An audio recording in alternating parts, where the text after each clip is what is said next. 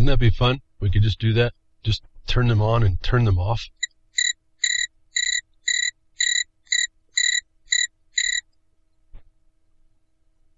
What if we would just turn off the crickets? We just finally realize there's something bigger than us that has to be solved. And the crickets go silent, and the forest gets scared. Then they don't know what the heck's coming at them. And we're not talking. We just show up. We just show up. We show up after we've done our study. We all start mobilizing where we find something's very, very important to do. And as I've said, I have a hard time to believe I'd be able to make that decision for anybody. And as my experience shows working with people, that's absolutely decided by those people that decide to take action. There's something that this just doesn't work right in the world, and they've decided to make it work right, better at least.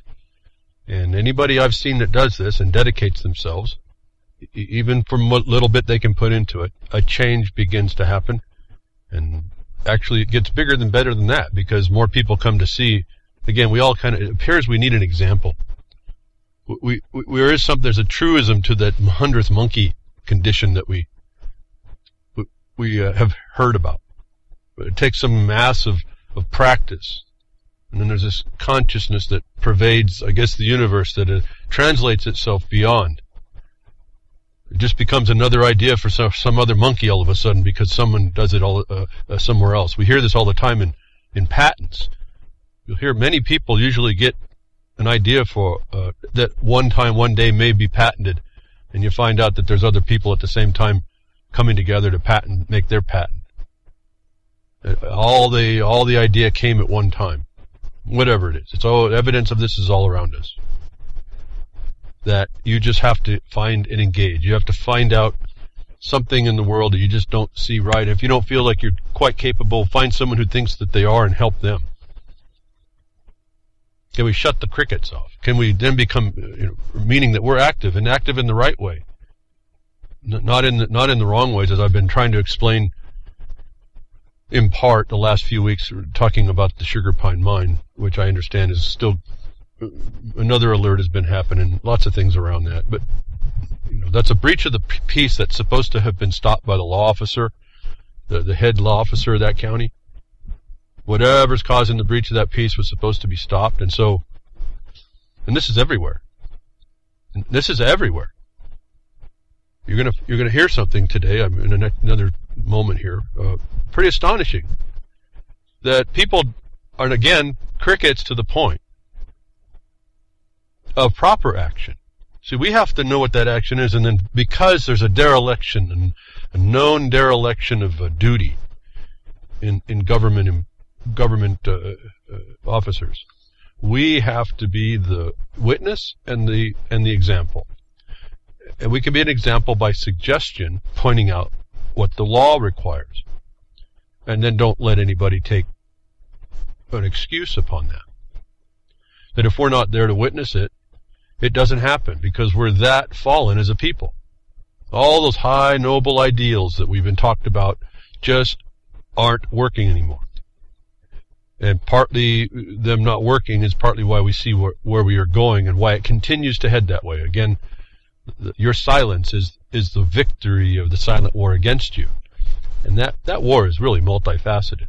And when I talk about behind Woodshed, the principles I've learned and now more appreciate as working with all these things we've been told, made the United States of America a unique place.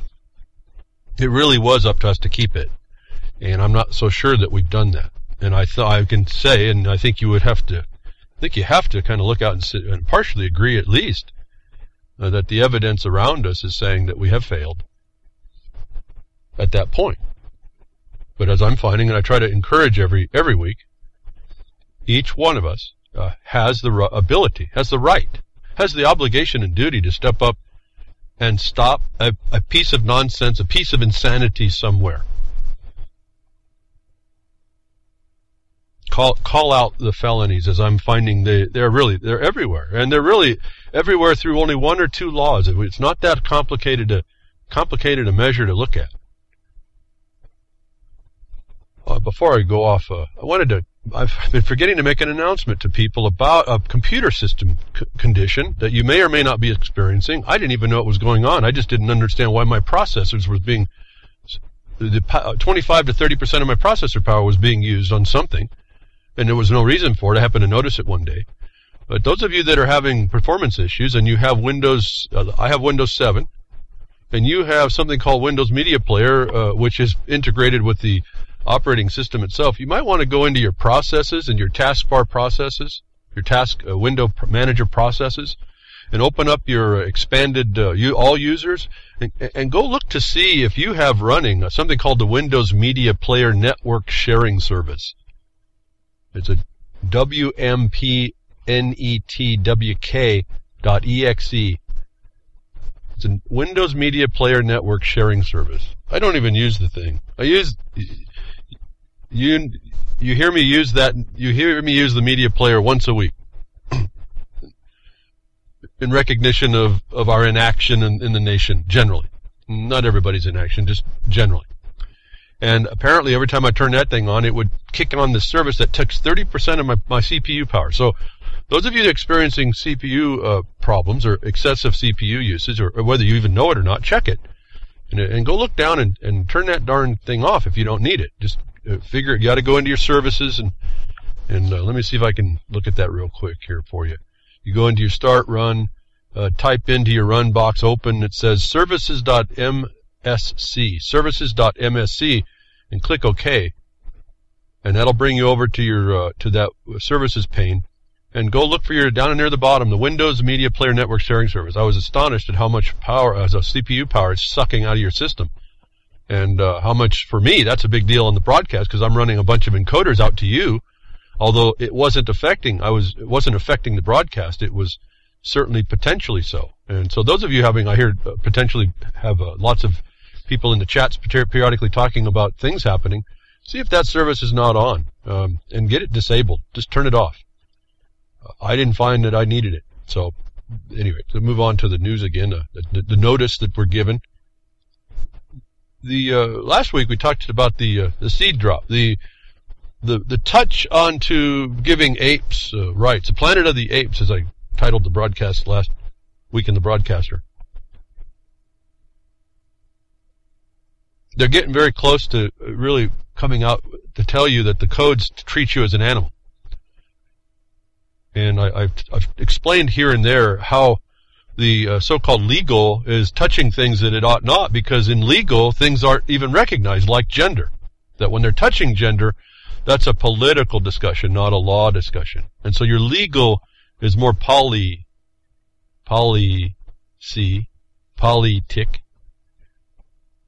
It's more than that than law. And you'll find that there's no property in any of that, and so they can, because there's no real property, there's nothing to identify, and they can do whatever they want. They can make up whatever they want, and you'd be hard-pressed to tie them down, because there's nothing to tie them down with, or to. And together with our lack of knowledge generally, and our lack of ability to apply that knowledge generally, we're getting taken behind the woodshed ourselves, and that's why I decided the best antidote to doing that is to make your own woodshed, have your own principles, and impose those good principles on those that misbehave. And you can too. That I found it interesting, right after the discussion last week where we heard the judge didn't intend, though initially awarded, rights to apes as human, the animals that you all is, the way the government treats you, they're just broaching that idea. Apes is people too. That Jane Goodall steps up and talks about GMOs just that week. I truly believe we're poisoning ourselves. Primatologist Jane Goodall was speaking in Salt Lake City in a sold-out event Friday evening about her work and the future the future of chimpanzees. But in the afternoon, she lent her fame and clout to a more controversial cause. Goodall appeared with Stephen Drucker, the author of the book that aims to wipe out genetically modified organisms from the world's food supply. She herself is not liking what she's seeing. We're poisoning the land, we're poisoning animals, and I truly believe we're poisoning ourselves. I have a funny feeling she found out that they're just now invented GMO bananas too, and all those apes that she's been watching that are people too. And I'm not sure that she's not behind championing apes having rights. And I told you last week it might be a good idea, and I explained that why. Why not? She is coming out to tell you that your GMOs have a problem. If you haven't heard it behind Woodshed, there's some other doctor now that's going to tell you that they're a lot concerned. And so in this week of one apesmanship, now we're hearing more people talking about the connection between you and you being treated like an animal and the bottom line of government and corporation control, proxy vote of the government in all corporations controlling the bottom line, and in that way they'd controlled your life, and you, by allowing all that, have agreed to be subject to it and treated as an animal. And as I told you, in Title VII, you'll see that I think it's Title VII, the United States Code, you'll actually see you're defined as an animal pest. You're actually treated and defined in the United States Code as a pest to a fungus. If you want to kind of get weirded out, this is the thing I see, and you can read it for yourself. Just go read Title VII. Read it far enough till you find it. Read very carefully, because they word this stuff real interestingly. But you're being treated like an animal, and you shouldn't be okay with that. Again, if you don't know about property, you probably are property. And then if you know about property, you'll realize that there's a usurper, an occupier, or a trespasser to come and take it. And that can be you. And we need now see why and how extrajudicially the NDAA is so powerful, so wrong. You might as well forget about talking constitutionality. Just forget it. There's no law there. They have determined dominion over the world in their actions. And I told you the only way you'll stop that is what you see the response that Russia has been, to say, okay, well, you're going to maybe I'll take everybody else out, but you're going to fight us for our freedom, for what freedom we decide we have for us, notwithstanding the corruption that's in there. Let's not analyze all that. We haven't got to first base on being able to protect our own borders. We're a battlefield America, and we're good with that, apparently. And then we allow many battlefields America to develop and flare up, and we pay attention to that. In fact, I'm only going to probably talk about this right now, because I'm not going to address it too much more. I'm so fed up with this nonsense and how much time and energy people put into it, but it's something to note, given here that the government will come against you and beat you down and give you feed, not food. They'll feed you, but they won't give you food. They'll design these GMOs, lab food. They don't answer, and they will never answer the question as to how are they intending how do they stop the violation the cell itself responds to, creating proteins that counter against any other future cell. How they're going to stop that problem? They can't, because it's a natural process. It's the wisdom of nature violated, that you should be highly suspicious of in any regard. That becomes, for me, the underlying point. I don't care what they're doing with them. The fact that you violate a border, a boundary, you invade a space, and you inject your belief of a system into that cell space, into that border, and you think that's a good deal, and you are not respectful of what the internal border is that you've invaded, and then you don't look at the response. You're just looking at a fractal response of people in the world fighting nature and themselves anyway. That you should be very wary about this problem, and we should have responded against it as a people. Instead, I hear crickets, and until I'm satisfied, I think we're going to continue that. I've been thinking about maybe, should I continue it? Is it right? But I think it is. I think some of us are responsive, but not enough of us. And then I see things like Baltimore, which I haven't talked about. The ongoing sagas of all these people. You're looking at the government killing people off, being excused to do so, but for the The 99% out there raging in the streets, I've told you that was the wrong way to go. They should have turned their so-called rage into action internal to the system. But here's something that I've found very interesting and something you should take note of in this issue.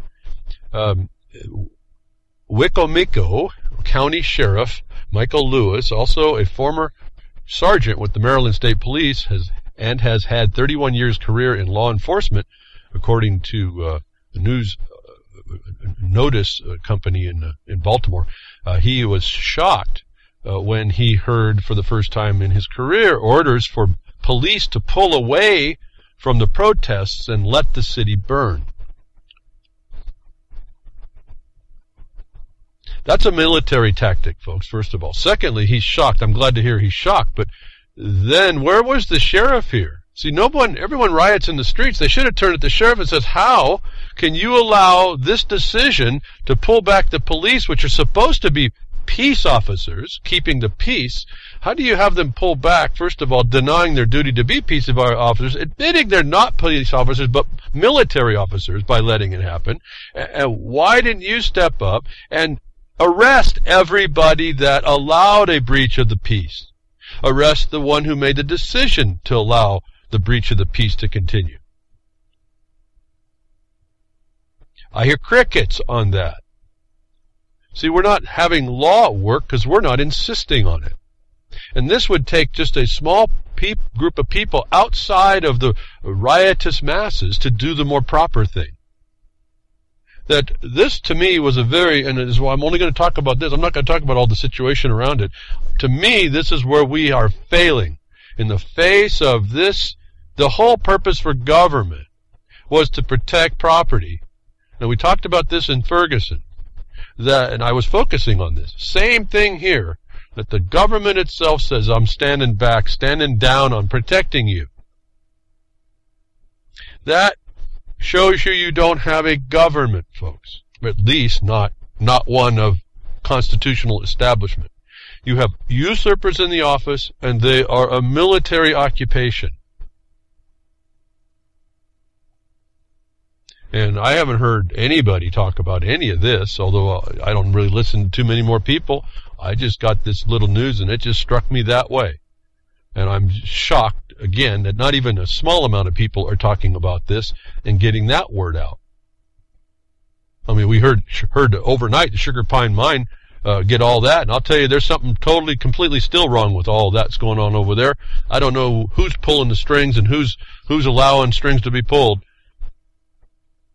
But the ebb and flow of that consideration and the sheriff not stepping in to stop that breach of the peace is another focus for me. But forget all the details behind it. I've explained to you most of what they're talking about is irrelevant to the fact that the point of the rules that are applied are misapplied, causing the breach of the peace to begin with, that the sheriff was duty-bound to make peaceful again. Same thing here, that when you hear the government is standing back, and this is shocking to someone who's been in this business for all this time, you are given notice that you no longer live in the established government you thought.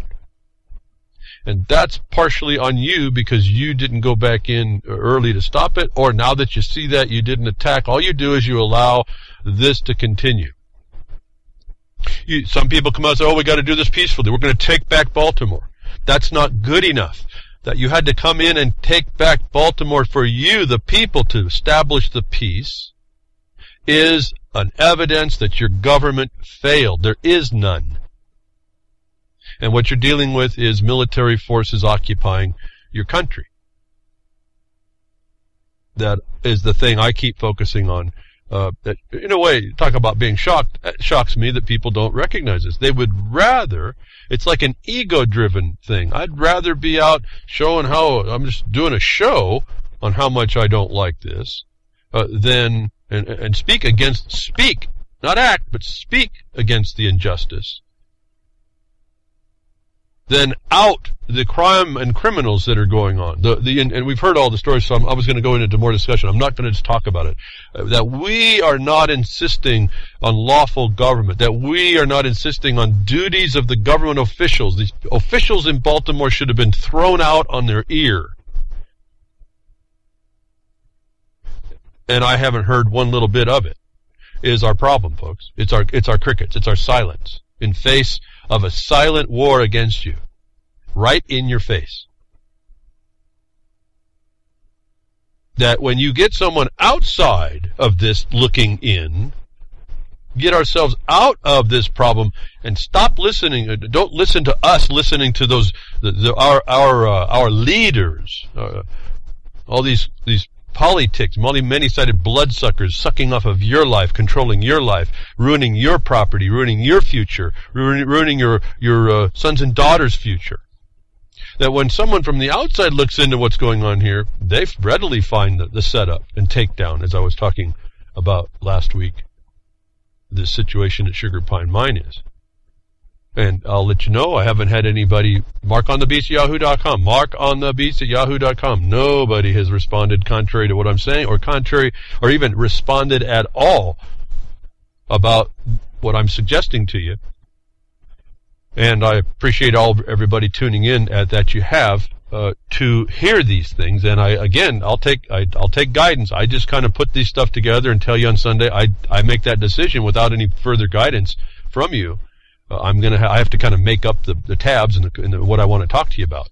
And I do work really hard to try and tie all this together for you, and just hope you find something that irritates you, starts to irritate you, then enough that it violates your senses that you step up and you say, that's wrong enough, I'm going to write it.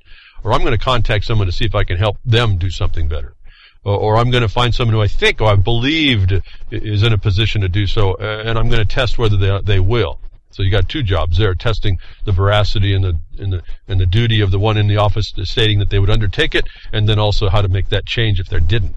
But outside the country, looking into what this country does, it's fairly clearly the scam and scheme and artifice is exposed. Judge rebuffs the United States in rejecting extradition of Ukraine billionaire. In a defeat for the United States, an Australian judge refused Thursday to order the extradition of Dmitry F. Vertash, a Ukrainian billionaire and one-time patron of the country's ousted president, Yanukovych, siding with defense lawyers who said the Americans' request was politically motivated. So this is the tie-in. The DOJ is running things over here in Baltimore. It's all political. What did I just say earlier? When your law failed, it has to be politics. And I hear crickets on this stuff. But outside they look in and they see the fact of it. Thought here was, what about Kim.com's condition, where he wasn't even involved with the government of the United States at all, didn't use anything, was not resident here, was not doing business here, nothing. And the judge here gave the Department of Justice, who we now see from the external view is politically motivated in their actions, and the politics reduces itself down also to finances and business, if you will, that it's not law motivated for sure, that you're seeing a glimpse here. This is a very important story to me to show that there's an external sense of justice that shows that the Americans, you can call them Americans, these people are usurpers. These are criminals in office. These are felons. These people are committing treason under color of authority. They need to be identified, and I wouldn't just go up there and slap this monster in its face, but you need to prepare yourself. You need to set up the dynamics, and then if you find yourself, instead of whining about it, figure out how to do something. This view out here in Vienna from a judge looking at the United States, his intention was not motivated by law. It was not motivated by justice, despite their name Department of Justice. It was motivated by politics. And now you see the war machine tied into your judicial structure. There is no judicial structure. I say that and I start holding my breath just making these words up, because this is all absent. It's illusion. It doesn't exist. It's for your consumption. And I'm hoping people start seeing this sufficiently. They're going to figure out what to do about it.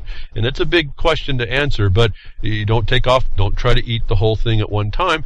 Take it in little bits. Fine. Start local if you have to. Get a feel for the situation you're involved in.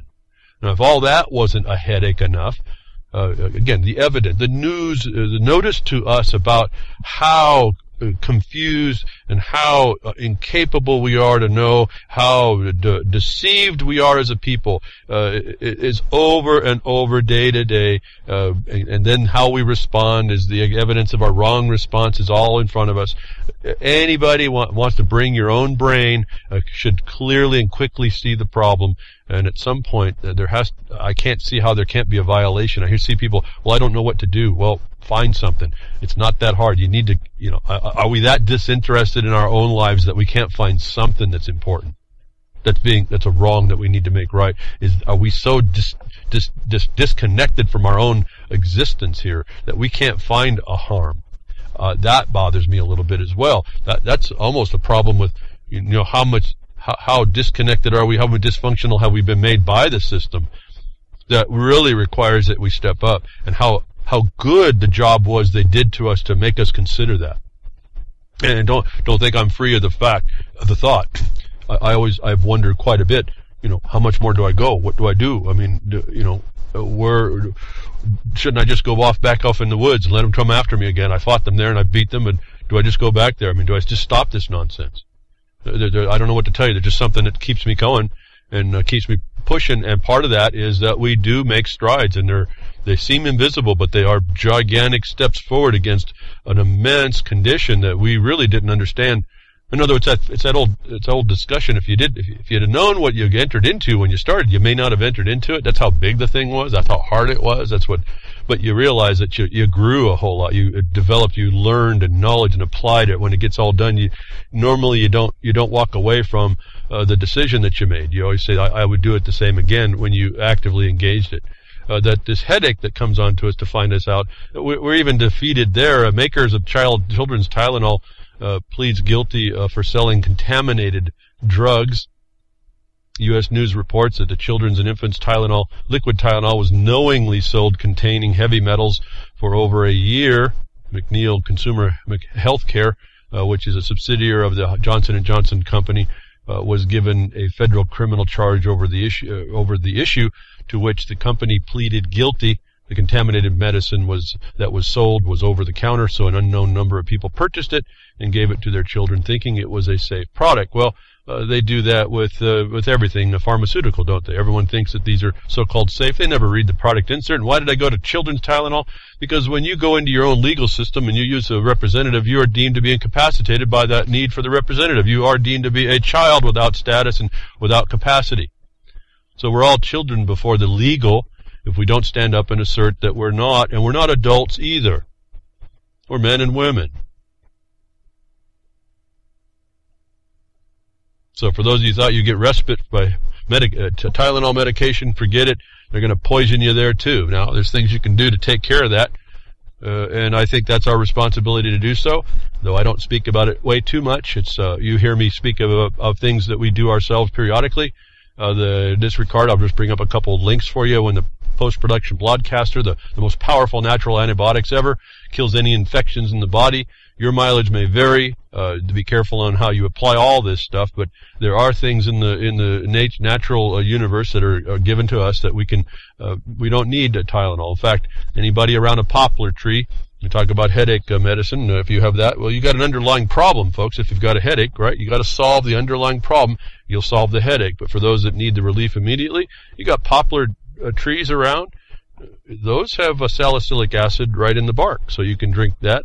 And if you need a little bit more heavy control, if you're that way, you might want to go into the local poppies and things like that. Wild lettuce works the similar way. You can do things that are natural. When you start finding out government don't care about you, treats you like an animal, allows its proxy authority through corporations, it allows to give license, and as you know, the immunities in vaccines, as the government allows all this crime against you, you have to take responsibility for your own health and your own continued care and hopefully cure, that you can literally cut your ties from the system. It's not, moving off the grid, cutting yourself from the grid is not just a power grid condition. It is the entirety of the condition that they've made for you.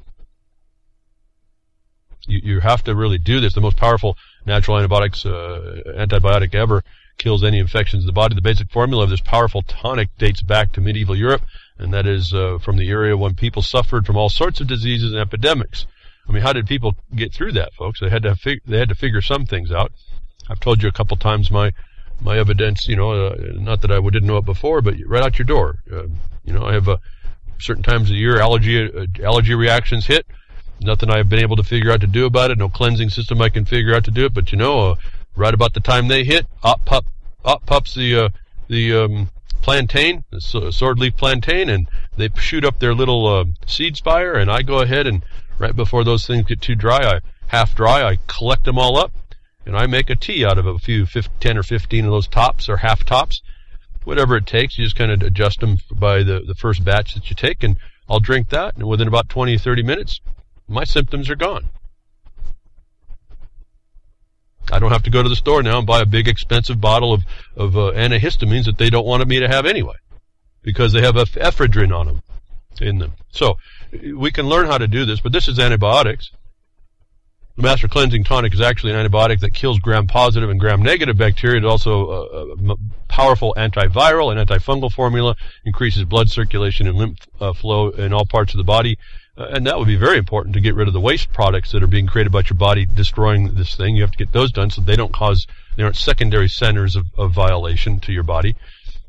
If they back up, the plant-based remedy is the best choice to fight against Candida. Be surprised at how many people may not understand they probably are infected with that. This tonic has helped many people cure many viral, bacterial, parasitic, and maybe we can rub this on ourselves, and maybe the government will be put off and die because we have this parasitic ointment on us, and they can't touch us no more.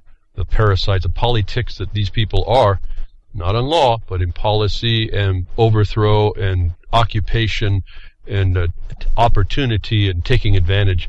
Maybe this won't work on. Maybe we can rub it on them. Maybe they'll just shrivel up and die. Fungal diseases and even plague.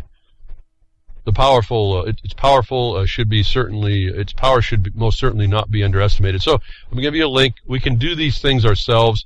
I thought one time to go off and do a lot of this and maybe get back into what I'd studied about all this. But to me, if we just know it's there's enough information now on the internet, you should be able to track down just about anything you have. You can put in symptoms now and pop up with what it might be you're fighting, and then once you see what you're fighting, you go and you look in what systems in the body are supposed to be dealing with that now aren't, because you're getting the effect of it, and so then you can track down what that cause is. And I've been pretty successful just using the internet. If you just apply yourself that, I didn't think that I wanted to spend much time dealing in these areas more than just say, here it is, folks, go after it. And there's certain things you can experiment on yourself. You don't need to have a monkey to go do it. You are your own monkey, because that's the way the government treats you anyway. And you can resolve a lot of this thing. And you can look at maybe the better parts of what the government does. When it does better, that NASA study the 10 best indoor plants for eliminating toxic air pollution. For all y'all that listen to What's in Our Skies on UCY.TV, maybe this is something, instead of fretting and over something, unless you can take those aircraft out, instead of fretting, you have to build up systems around you that you can protect yourself. This might be something for you. Was it Dave Whittington on UCYD-TV? I don't have the names. I don't really pay attention to all that. I just know he gets a lot of people watching. I hope you're beyond the fear and you get into action. This is my main problem with a lot of the information that I hear. Once I understood and hear that we have problems, and it's not that I haven't talked about it. I did the chemical analysis of what was going on in your soils and how to counteract all that years and years ago. I don't stick around on that information. I hope and expect people just to take the information and start applying it, that we don't live in this fear-porn world all the time, looking for the next eagle to come out of the sky and take us out, that we are actually taking steps to do things. In the meantime, also stepping out into the system and getting the system, as I'm finding out, your local counties to engage their protective obligations and duties for you. Don't let them step back and let the town burn. When they did that, they are derelict in their duty. That's a facial crime that sheriff should arrest. If they don't, then you've got a whole government that's failed. You need to handle that. You need to condemn it and handle it. It's been done before. I'm not saying anything that hasn't been done before. They did it in Massachusetts. Got rid of the whole government. Got I think it was a town in Massachusetts. They lived that way for 6 months. It was the best time they had. The most peaceful time they had was when government didn't exist. NASA's 10 best indoor plants for eliminating toxic air will be a blogcaster link I'll give you. I won't talk more about it. These are not unknown. I've known these myself for a long, long time, since the 70s, actually. Interestingly, a lot of these plants are actually poisonous to you. I wouldn't use them as herbs necessarily unless you're really, really in tune with what you're doing. And I'm going to tell you, you're not.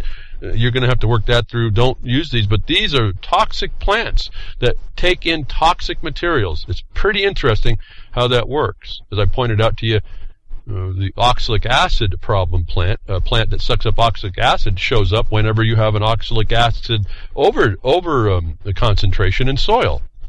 That plant will show right up. It sucks that stuff right up, and it treats it naturally. Nature does all this. So getting back to nature is going to be important, and I don't mean that as a tree hugger, although I've hugged trees. In fact, I've told you, I've hugged the ones that were burnt, and I'll tell you, hugging a burnt, dead tree is a burnt, dead feeling. I'll just tell you that, if you're in tune to that stuff. But so we kind of have to support ourselves, getting back to the more natural lifestyles. We need to pay attention that when we deal in nature, it's a double-edged sword, and we have to pay attention. And if you don't, then you're going to, again, nature takes its course as well. But we need to look for sources of food, not feed. And there's a long story a long time ago I couldn't get to. I'll get to it now. To remind you that it's possible to be victorious. I haven't analyzed how they went and done it, but in fact, the Minnesota farmer is victorious in court, fighting for their right to sell raw milk. And this was over looking at administrative fines of $500 a day for feeding their, they call it the community, but it's just the local people. We like to use the word countryside. Do not use the word rural. That is some elite mentality, looking at the countryside people and saying you're inferior, you're debased, and we have the better idea for you. That's what rural actually means. Countryside is the countryside itself, the terrain, the territory, and the people and the things they do. So the countryside is what now we're turning our vocabulary to when we're dealing against this mythical urban-rural divide, which is actually this new concepting where they've disabled the Republican form of representative government, and they've created a new feudal system, the neo-feudal condition, which the cities, the Stackham and Packhams, now parasitically feed off of the rural folk, the low-class folk, to produce everything that the urbanites need. So if you understand how this has worked, we're able to now get the vocabulary focus to identify this intrusion. Again, more knowledge gives you really much more power, and I'll just let you tell you, when we identified this and applied this knowledge to a university that we had heard was going to institute new curriculum to teach more of the youngins this cancer, to apply this cancer. When we applied the Republican form government requirements upon the curriculum, and in dealing with, it ended up being, I think it was 4 professors who were sociologists. Not surprising, even though they were talking about natural resources.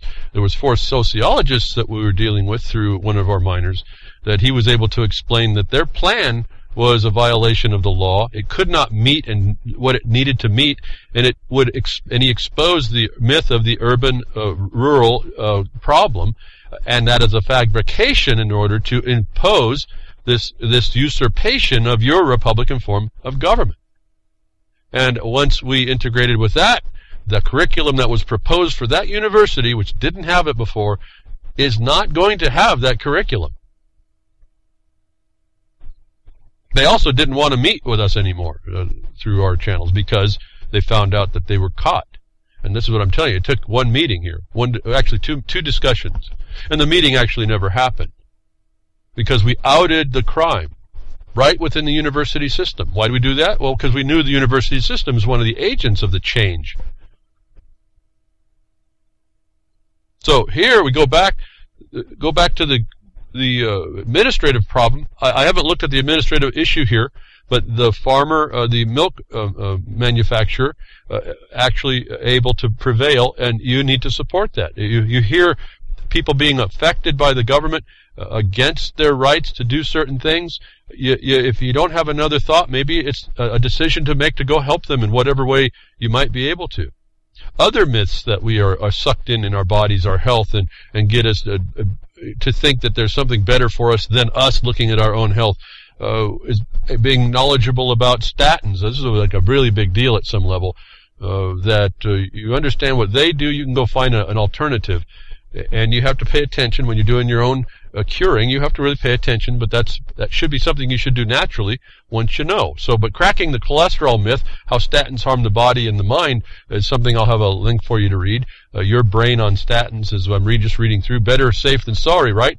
This is the logic that defines the grasp that the pharmaceutical company has on our psyche. Perhaps your mother, father, brother, boyfriend have been recommended cholesterol-lowering medication just to help hedge their bets around the possible. Hedge bets, folks. We're all gambling always as a possibility. You're always gambling with these people. If you ever realize that, the wage that you make. Remember, you go to work as an employee, some slave to some other master. This is all documented, folks. The definition, employment is the master-slave relationship, and I'm sure you're not the master in that relationship. That you make a wage, you're waging your life against some gamble, some future gamble. It's pretty fascinating how they use these definitions. And waging is to take on an undertaking, but it's to wage as a conflict against something that we don't understand what we're up against. That is how we're being treated, and that's a harm. But so we hedge our bets around a possible chest-clutching demise. In fact, recent guidelines have expanded the pool of potential statin medication recipients so that there are very few of us who seem to be walking around with acceptable levels of artery clogging sludge. Well, there might be, but if you're paying attention, you won't be one of those people, right? This is, again, disconnecting and going your own way. Withdraw. Don't buy, don't comply, ask why is a responsibility statement. You have to step back. You got to pull that ring out of your nose. You got to step back and identify you're different than the one that you're being led by. And then you got to rethink of where you're at, because you haven't been looking around. You had blinders on you, and all you've seen is that leash that's on the ring in your nose that you didn't know was there, that I'm telling you is there. You have to pull it out, and now you have to figure out how to lead your way. Well, before you can do that, you have to teach yourself some of the terrain. Now, you may not have to learn the entire world, but you do have to learn about the area around you. And then you rethink that condition, you rethink your position in it, and then you realize that you've been duped. You realize that there's people out there that don't care for you, that don't care about you, and don't care to do what for you. And you realize you're in an occupied state that you have to understand. And then the first question that came to my mind is, well, I have to fix that before I can do anything, because I'll be stopped everywhere I turn now with these people. And that's what we talk about when we come to the 15th of the month. I think there's going to be another marathon at UnitedWeStrike.com. You might want to check into that. In fact, one of our guys, Detlev, over in Switzerland, I think he got picked up again. He's a reporter doing reports back there in Switzerland. They picked him up and they stuck him in. Apparently, from what I could tell from the German, it's like the Guantanamo of Germany in Friedberg or something. And one of the things I just wanted to convey on that, when he was arrested on his car, he was driving his vehicle to a place. They stopped him from doing what he was going to do, and they arrested him. But when it came down, nobody around him actually knew what to do to kind of help him. So, as I told you before, when the chips come down, it's a big deal to have people around you that know what to do, and that's not very many times. And I learned that example myself, that lesson myself. And I learned it the hard way, where there essentially is nobody, even though we thought we were prepared to do things. And so this is another thing you'll find out as you get into this, that you got to be careful of that. Well, he's okay. He got out. It's not okay. But Detlev's a pretty cool guy. He'll figure out what he's going to do. I could only offer after the fact. Found out that Germany has a habeas corpus. I said, well, throw this in there and make embarrassment. It may not get him out, but it'll put an embarrassment, and that embarrassment may be enough to get him out.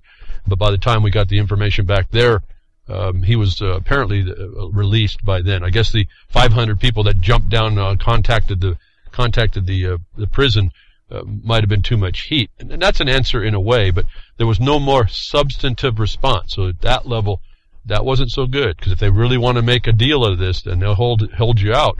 You need a whole lot more firepower going into to call out the tyranny and the corruption and things like that.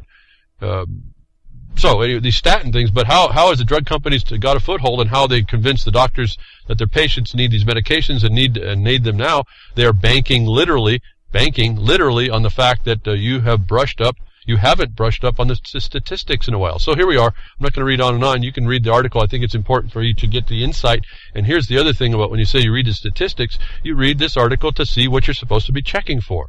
Like I tell you to go read the product insert, go look for things that you're supposed to be checking for, like the counterindications of what that thing's going to do, other complications.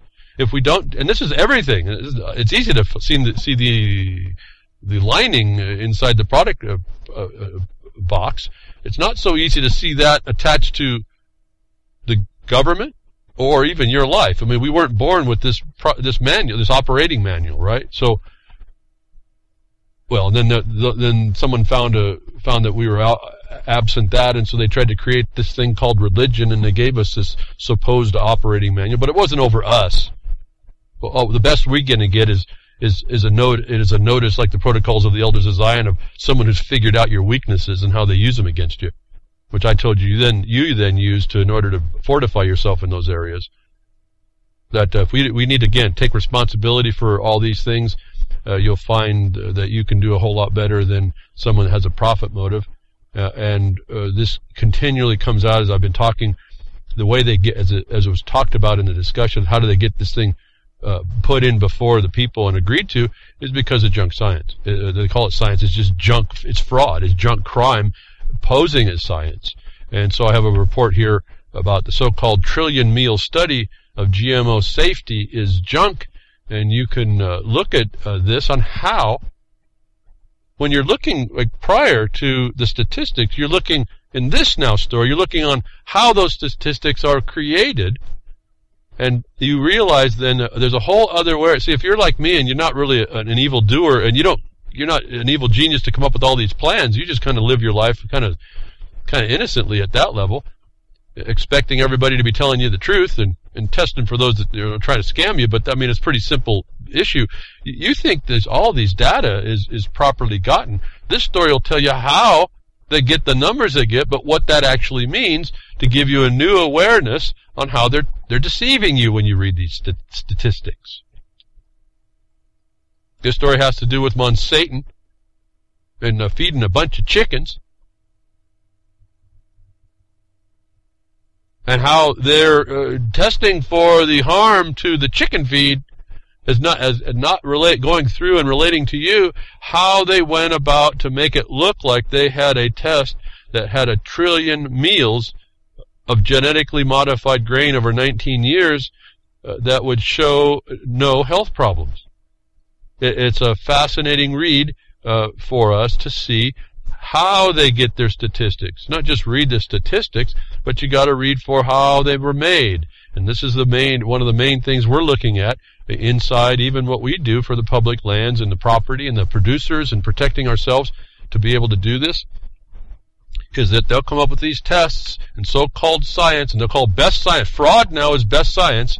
That this is what this is, and I found this report, this analysis, to be very, very telling as to how the information is gotten. To go through a little bit of, first, it's important to scrutinize 100 billion animals. The quote that they used, the author claims to have studied. Nearly 95% of the approximately 1 billion animals in the study are broiler chickens.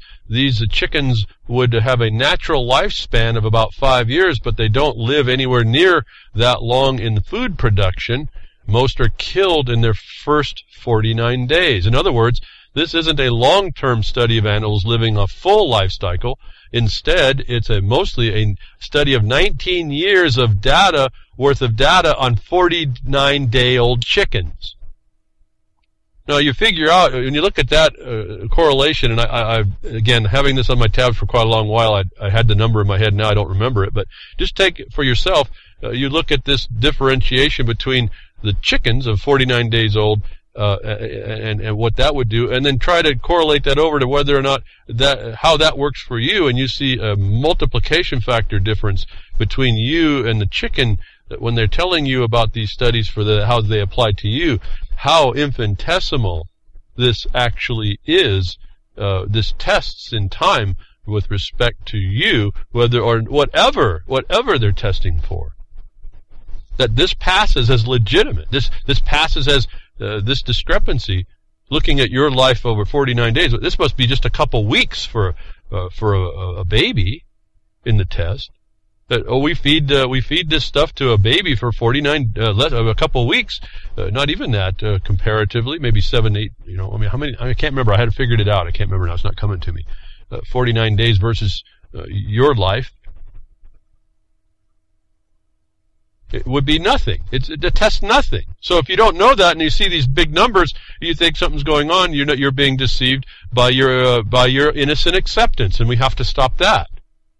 And this innocent acceptance kind of gives over our thoughts over to those that would produce themselves to be experts that will not tell you even what all the people that are studying it would say, but again, what their narrow field would be, and we don't know the ramifications of what they're being paid to do. We don't know the politics that's involved in science. So I can just tell you, after seeing ClimateGate, I told you that science is prostrate before the truth. All science everywhere is it has to be. It's absolutely loses the presumption of correctness, and that I think it gives us the license to be our own scientists and do our own studies on our own reviews of people's studies to see whether or not we want to agree with that anymore. And that gives us the power. As I say, you bring these problems into your bag of reasoning when you're discussing this with a seated decision.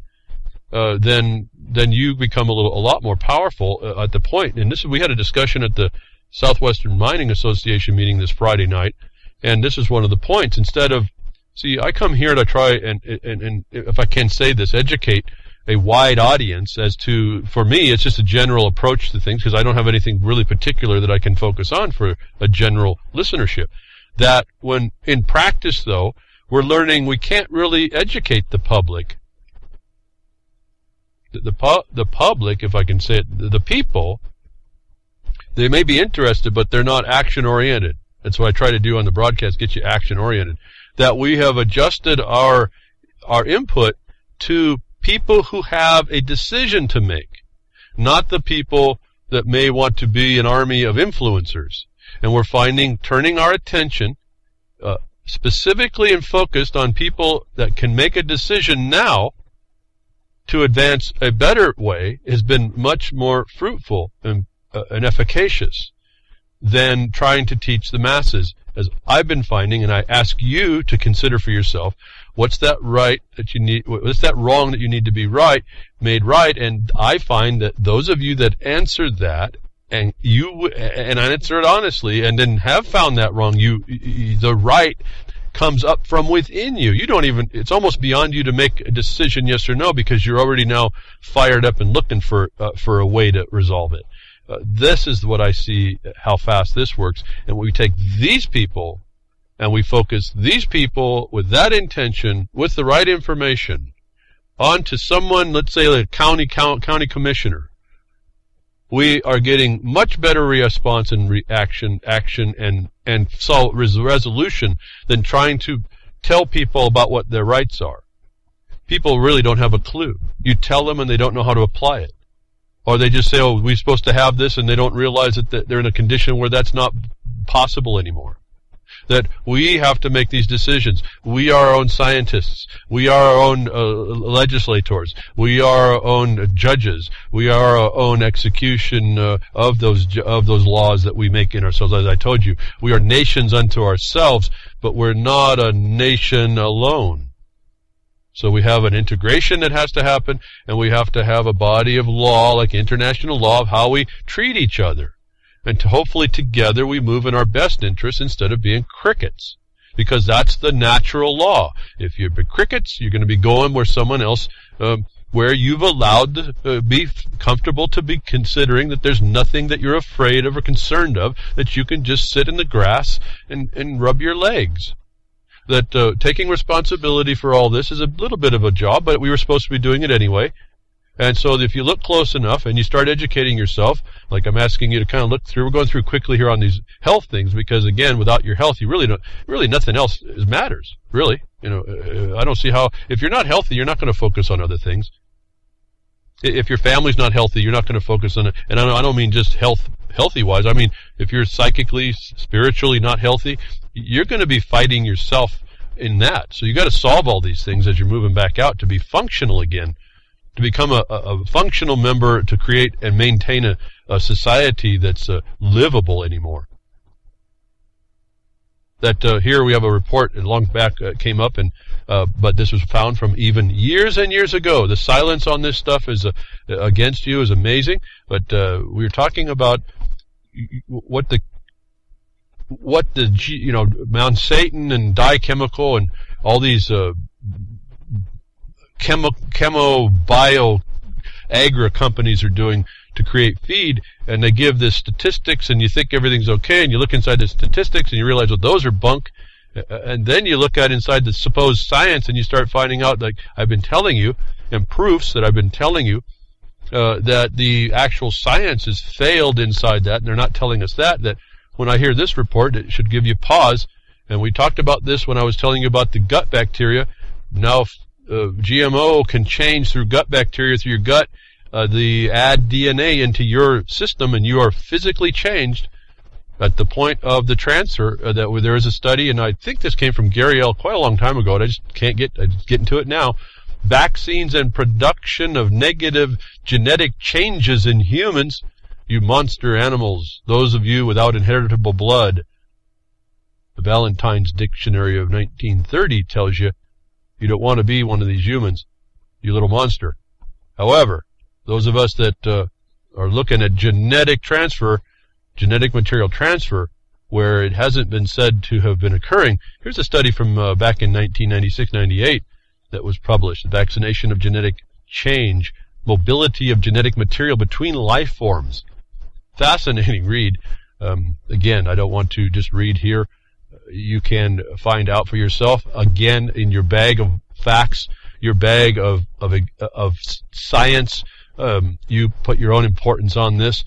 You advance this when we're talking about this question of those that will take your right of decision away over anything related to your health or the health of your little ones, your sons and daughters, or your granddaughters or grandsons or whoever. These things have to be understood, and you have to stand to address those that could care less about you and have a special interest contrary to reason. That is insane, and I'm telling you got to do it this way because you don't want to argue with someone who's insane. I mean, it's just not going anywhere. So, and I've learned that, not necessarily the hard way, but spent quite a bit of time for a long time trying to figure out, well, if I just brought the facts, this one's going to understand. Well, they don't. They're insane. Literally insane. They are zealots at the highest. These are extremists for their religion at the most expensive for you, and that means expensive for you is your life, your well-being, the continuation of your well-being. That here's a study that says that genetic material can move between life forms. Now, this is another different problem, more than what I was saying earlier about the violation and trespass of a cell boundary to impart a foreign information into that boundary, into that territory, that the people, the thing, the environment, the organism inside that border repulses and has to respond to, has to fight, and finds ways to deal with that foreign invasion, and does what it can, that it becomes the violation in the first instance, that response is what sets up a condition of proteins that will counteract and interfere in the future with its own development to try and protect itself. That this now says that interjection doesn't have to come at the point of a needle. It can come from you just in taking a vaccine in, and those materials interfering with you in a way that this mechanism here talks about it.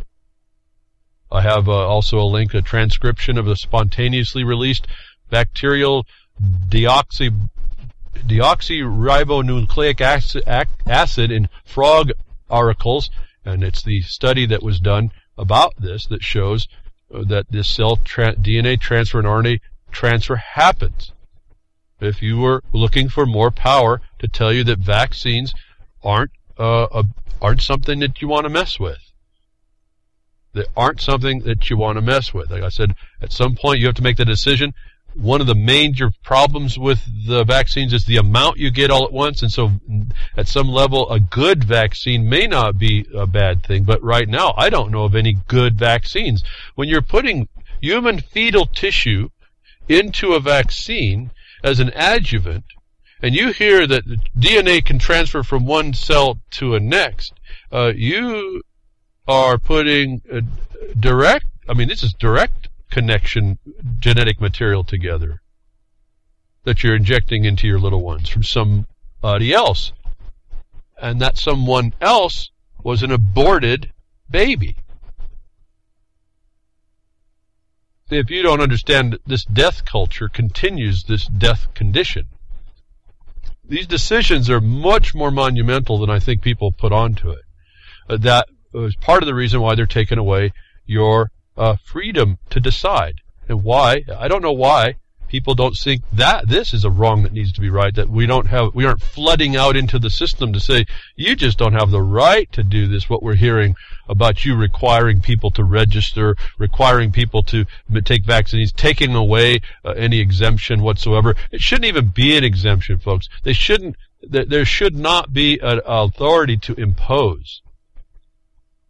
And yet we've allowed this, no different than like the Second Amendment. You've allowed it to be conditioned. Vaccination registration system will destroy medical freedom, mirroring gun registration and demise of gun rights. To register is to confiscate, folks. They confiscate your rights. They confiscate your decision. They confiscate you. Now, if you didn't think we're in dire times, they're attempting to take away your choice. They're attempting to take away your right of association or not. And we can put these in constitutional terms, but I would say that before that, the government was instituted in a limited form, and what you're seeing was not to affect you in your antecedent authorities. These people coming to do this, who have no actual right and title or interest, are committing felonies, and that people aren't actually moving in to explain to their local law enforcement and peace officer that that's what these people are doing, and they need to be arrested to answer for themselves. And we keep putting it on us that we have to then wait till this legislation goes in, and now it's on us to solve that it's not right, because now it comes under the color of lawful authority, sovereign authority. That we have got the cart before the horse as well, that we start to resolve this, where we start arresting people who pretend to have the authority to interfere with things that government was never given to do, and never had it in any of it, even as the people, to do. That if you're also wondering, we talk about this genetic material, and you wonder why babies are having such problems, immediately, within hours of these injections, and you wanted to have a question still, I have a link from, I guess I don't do Facebook, but a link did come through, and I don't know of any other way to get the document, so you're going to get this link to Facebook. Dr. Tenpenny on vaccines shows you the lists of value that are paid by the United States government for vaccine injury. To prove, I guess to me, if you had any other doubt, prove beyond a doubt that these vaccines cause injury, and this should be one more thing no more documents here in your bag of law, bag of rights, bag of oppression, bag of evidence of oppression, to show that someone's forcing you into a situation that they are not going to experience, and they do not have the right to force you into. That the government's paying money out for harm due to vaccines. That's the vaccine court. And you know, those that you're seeing are the ones that got through. And those that got through, the burden was on the victim. Because there's this illusion created by the bar that the government is a sovereign. And it's not. It might be, it's really a sovereign to its obligations. But we've allowed that to continue to go. So here we have evidence of gene transfer, mobility between life forms. We have evidence that the invasion of the cell is a problem created with just the invasion alone creates a lifelong protein problem, interaction problem. And evidence that these vaccines and these other things that are coming into your body that are made like we hear the fetal tissue already also being used for flavoring. This goes into your gut, that gut bacteria, it's really the brain to your body. It goes in and it's a fantastic chemistry lab and biology lab, and it transfers these bits and pieces into you and your parts, and the body responds or doesn't. I was asking you when we were talking about the measles, because I didn't research it too much. I already made my decision about all this. I kind of know. I would just say it. I don't have to prove it, so I don't really talk about it. I asked you when we heard about the measles outbreak. I said, and I find it interesting. No news comes out to track the DNA of those that are catching this to find out whether or not it's the DNA of the organism in the vaccine.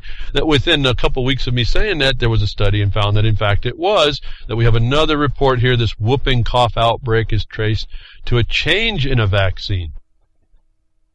So these vaccines are found to be the causation, not a natural occurrence. The recent outbreaks of whooping cough in the United States may be due in part to a change made 2 decades ago in vaccine ingredients, a new study finds. And this is another indication that possibly you can make a vaccine that is proper. The change here, the anomaly, is a good point of departure for the study. The problem I'm having with this discussion is this was done by some model algorithm on figuring this out. And I don't know the source of this and what they're hiding. See, the statistics that they created, I don't know what they're hiding behind it. But it's an indication, it's an anomaly, that it's a departure point that we have to start to think about. That I ask you to use this as an example to look at departure points in lots of things we're told. We're talking a little bit of the health here today, and I notice now it's in vaccines. I was just kind of going down another different thread, but the vaccines are prevalent and they're immediate. It seems that there's a lot of noise on them right now. That I guess this is what it sounds like. I'm talking vaccines. I'm actually talking about us being responsible to understand really the truth behind all this, and having to even look through what we think the experts are. That even this, where it shows that there was this vaccine, the vaccine stage change. See, you're implying that the vaccine's good. And it might be, but that's not the study, is it? And so now we still have to be careful on what we're told. And yes, it is a big job to keep track of this. And yes, I might consider getting a headache over it, but I'm certainly not going to go to Tylenol, the little kid version especially, even though Tylenol will kill your kidneys as well. And I'll tell you, I had to use it myself before I had an operation for my back, because that was the only thing that would actually work, that and aspirin together. These major pharmaceutical painkillers did not do it. So you got to find out what works for you, but you got to search it out. That without that, I would have probably been in a whole lot more pain. I mean, just torturous pain. Without it, that I can't tell you that what are you going to choose now? You're going to choose the poisoning, the heavy metal poisoning, or you're going to choose the pain you can't tolerate. And this is where they get us. Now, that all said, for all y'all that thinking about that Tylenol heavy metal thing, go look on natural chelation. And start to work on minerals that you can take in that start to extract that. Like, for instance, selenium. Increase your selenium for extracting mercury. They bind up really quickly and really, really fast, and there's studies about that. They don't tell us too much about that, but there's an answer to this stuff. That here we have the whooping cough is now understood to now cause a problem since they did an ingredient change. So now you also know that ingredients being used are super critical. Notwithstanding, we don't know the source and the reason, what they're not saying otherwise, but we know that much, at least here, if we give that much credit. And I would say, in this point, I want to be more safe than sorry, that in fact the ingredients are important that we have to pay attention to. And if that's the case, that goes for everything we ingest. And it's maybe just not my reticence and my caution, is not unfounded, where we can find, and this is found through John Rappaport's blog paper, that top government scientists say no to vaccines for their kids. So what do they know? I will read the story. You can go read it. You get the Blogcaster link. What do they know, folks? I mean, this is just the point. They'll tell you that they're gonna, that they're fine and all, but they won't do it. They won't get their own kids. It's like I did a report a long time ago. I think one of the Apple, Steve Jobs or somebody, I don't know who it was now, wouldn't let their kids use the iPads. They understand the programming and the problem with all those, and the radiological damage that can happen with these devices.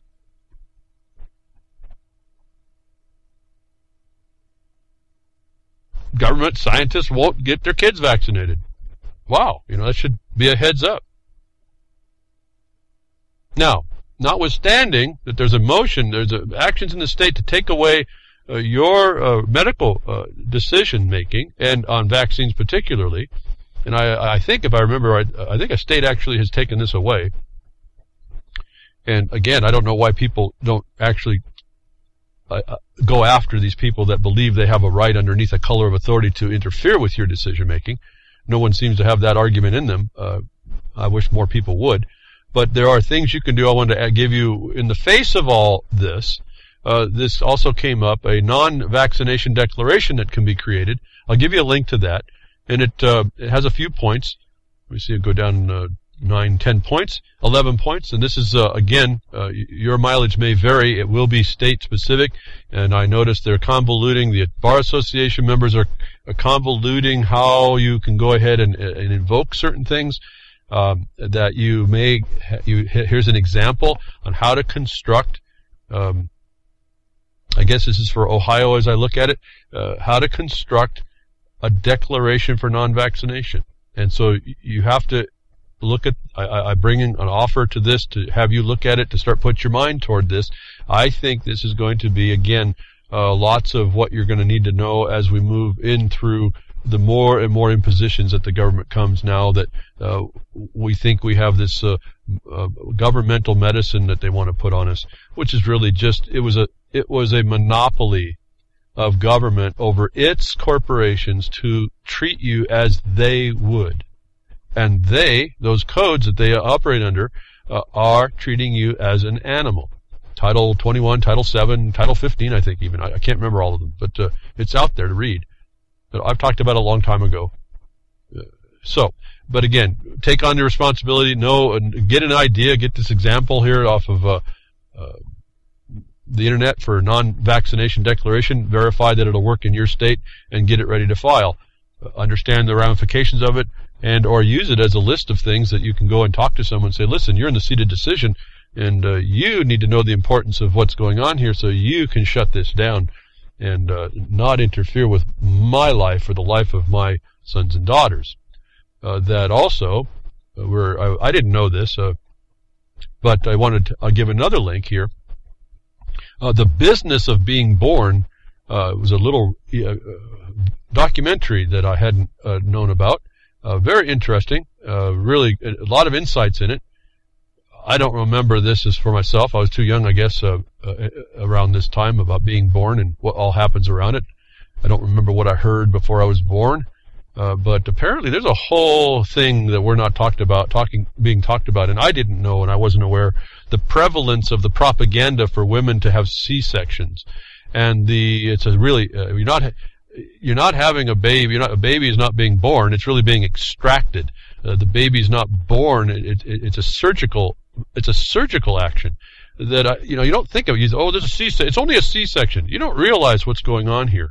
And this little, taking responsibility for yourself, and I'm focusing more right here on the women that are understanding this, and I know you take it really important, but I also know the propaganda is strong, the force is strong against doing certain things, and I was astonished at the things that are missed, but in connections between the mother and the baby and the future and the health that are eliminated when you take a baby by C-section, that I think people need to see this, and I have a link for it. And it was The Business of Being Born is, again, Your decisions and the propaganda by media and the government are for their bottom line, not yours, nor for your actual real care. And what was interesting about this is they do show where Western surgical facilities can be useful, and in this end, they are required, but only in the last instance. As I was telling you, I'm the product, I'm here today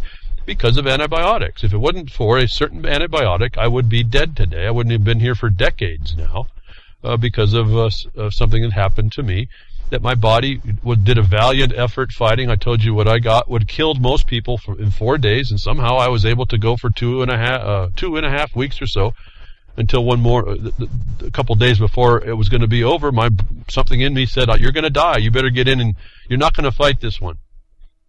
You're dead by Monday. If they don't find an answer, you're dead." And that was as clear a voice in my head about that, I can still remember it, that I ended up going to the hospital. And it took them quite a while to time. I'm there and tick, tick, tick. I'm telling them I'm going to be dead here in another day. So you got to have the answer, and he didn't have the answer. That was kind of an interesting observation. But I was so beat up and beat down and dealing with this thing physically that it wasn't really much of a thought, more than, okay, well, it's up to you now. And Western medicine had this thing that did do the resolution for me. So I'm not totally against some of this stuff, but everything in its place. And I was shocked to hear what's lost in doing the business of being born versus the business, the natural birth condition, and all that's missed when you don't do it naturally. It's really a fascination I hadn't really had no thought to know. I'm totally more appreciative of what's going on. And also, again, at the end, Western medicine, with its surgery practices, were able to resolve a problem that nature could not resolve. Nature's not perfect. In this case, there was a problem, and it was fixed that way. And the interesting comments about that afterward, and what the mother misses now after seeing mothers who did do natural birth, recognizing certain important things to go on that she doesn't see in her life. So I thought, anyway, that was very powerful. In this idea, the business of being born is really a business. The medical industry is a business industry. The bottom line is the bottom line. It doesn't necessarily mean it's best for you. And this was another evidence for us to look at, that we have to make that decision. And notwithstanding the fact that the science and experts will tell you have to listen to us just because we're scientists and experts. Experts say. Well, they say a lot. Doesn't mean anything. Actually, I say scientists, so science is prostrate before the truth, because now we find out the scientists really don't know a whole lot of anything, actually. It's just us, little monkeys, studying the environment around that we have no clue about. And we're pretty creative little monkeys. The apes that we is, and the rights that were given to us and not our brethren with the hairy bodies. But that day's on a coming here, folks. You're going to find apes are going to be given rights, I suspect. And why not? The United States Code treats all animals the same. And you too. The science of why you really should listen to science and experts was a fascinating study that I found, I found on the internet, that it was, okay, listen to me just because I said listen to me. Listen to me because I got this little piece of paper on the wall that says listen to me, knowing full well what we now have come around to understand is a complete self-conflicted fraud. It's no secret the Americans have trouble with scientific authority. Folks, I never did. Our problem is we just found out it's no authority, actually. It doesn't mean we don't know something. We know quite a bit, but at the point of it making politics, at the point of expenditures of funds and money, and stealing from someone to give to someone else, and it's all failed. It's all failed.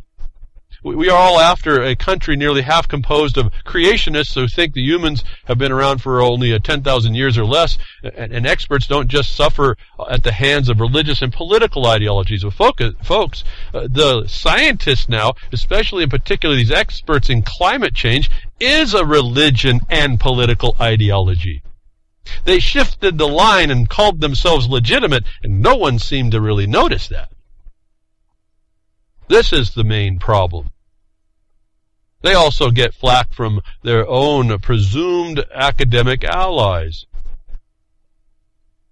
Well, certainly if you have a contention within one academia, then maybe we got a problem. Maybe we haven't looked at the problem right. Maybe it needs to be studied better. Maybe it needs to be studied without the worry about having your pockets picked or filled. A group of scholars, sometimes dubbed postmodernists, and I've told you, be careful to use using the word modern. In this case, we're going beyond modern. We're after modern, and that's them telling us what's good for us, experts say. But these group of scholars, dubbed postmodernists, no longer trendy, but they were in the 1990s, and has delighted in pointing out that scientific experts themselves nourish all kinds of biases and can be quite closed-minded in their own way. Folks, the postmodernists weren't back just in the 90s. It is the sustainable agenda. It is Agenda 21 that you hear. It is climate change. It is the carbon tax. It's science turned to plunder. It's not science. It's science that's religion. I've identified this for years and years behind the Woodshed. I've identified for you the players that are not innocent. That you would think, well, like the infallible one. We'll get to him in a second. But just as it was once academically favorable to dis-experts, the worm is now turning, and many are now standing up for them again. Well, the system now is being attacked, so they have to support themselves because everybody now has got no value. None of it has any value. And so this article goes on to explain why the psychology behind this is that you ought to listen to experts so that you know you ought to listen to these experts and scientists. Why? Because they're having some real trouble in you not listening to them anymore. Bravo, but now we have to take action. But article there, you need to read it. It goes on and on. Talks about we say so it must be true. In the face of the fact that nothing is really true, and it's all to persuade you to continue the pain against you, continue the plunder against you, and at that point, you now become the accessory to the crime against you when we hear crickets. You agree by your silence. And these so-called scientists, and I told you I've tied them together with the green religion, was the science of the ecology, gangrene, organized criminals these people are. That we could see in this religion, this ideology, Gaia principle, deemed to be a religion, a force and effect in the world, embraced by the UN, the humanists in the UN, and then we hear it coming down, the green religion, and the green religion being now addressed by the Pope, and we now hear that this year they were coming out, the Pope was going to do an encyclical. This is no small deal when the Pope does one of these things, that you have to start paying attention. UN chief praises Pope for framing climate change as moral imperative, says encyclical. This was not unexpected, but just to see it printed is a big shocker. That the Pope would come out and support another religion, which I'm telling you, this is not another religion. This is just where they're going. This is going to be the universal church. As we see all the churches being pulled together in Europe underneath one flag. As we see the Israel communicating with the Pope underneath, bringing everybody together under one religion. And now the moral imperative on all to climate change, a proven fraud. These people are dangerous, folks, and this all has a financial underpinning, like I tell you, Title V of the United States Code is all about.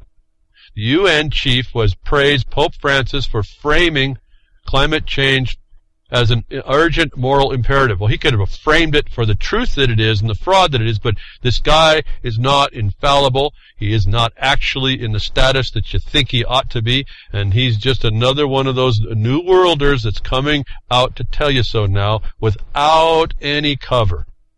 I hear crickets on it, but this is what's happening right in front of your face. That he's framing a fraud as a moral imperative should tell you how much on its head our perceptions are. Saying in his upcoming encyclical, combined with a new round of UN climate talks in Paris, provide an unprecedented opportunity to create a more sustainable future for the planet. Well, he just threw in a whole bunch of stuff. The opportunity is the opportunity of plunder.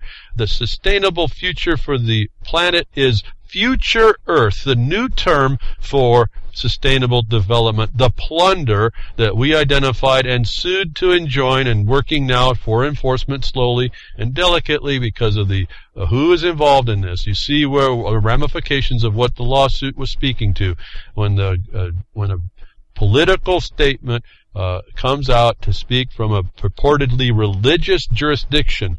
You have to be taken paying attention, folks. This is no small thing that's coming down, and it's being officialized right now that this plunder, this new world order, is what you're watching. This is not a guess or by golly. Secretary General, again, this war, Army General, Secretary General Ban Ki-moon opened a Vatican conference on the environment Tuesday that is a key part of the Holy See's rollout of Francis's eagerly awaited encyclical, which is expected in June. Ban told Vatican officials and faith leaders supporting this fraud from several, how can you believe this anymore, folks? But here, faith leaders from several different traditions that are, there is large consensus between religious leaders and scientists that climate change is real, that humans must change their behavior to stop it, and that protecting our environment is an urgent moral imperative and sacred duty for all people of faith and conscience. You're seeing the world religion right here. It's a humanist religion that divorces you from any presumption that you're already doing what you're supposed to be doing, that invests itself in a fraud called climate change. And when you now see the connection in their words that religious leaders and scientists are in unison on this. Only consensus, not the truth, not the fact, but enough to push this through. This is an alternative dispute resolution condition. This is a global tyranny. This is a global felony. And it's being advanced now officially by the Pope. Now, certainly that didn't go undiscussed. Pope attacked for by climate change skeptics. Well, they always throw that in so we know where the telegraph is, that you're a skeptic. How about it? You just don't believe in you want to arrest crime. How about that? How about we can't just be people who want to arrest this crime called climate change that now Pope Francis is now going to support. Climate change skeptics claim Pope Francis is being fed false information by the UN as he prepares to release an encyclical on the dangers of global warming. I want to point out what I've talked to you about before. This is not fed false information. In fact, he's been leading it. Remember, he addressed the G20 or so a couple years ago about their financial obligation to this. He's just not talking about the concept of climate change. He knows exactly what this is going to do. This is another puff piece to try and get you to think that this Pope doesn't know what's going on. He's the one that's moving the agenda along.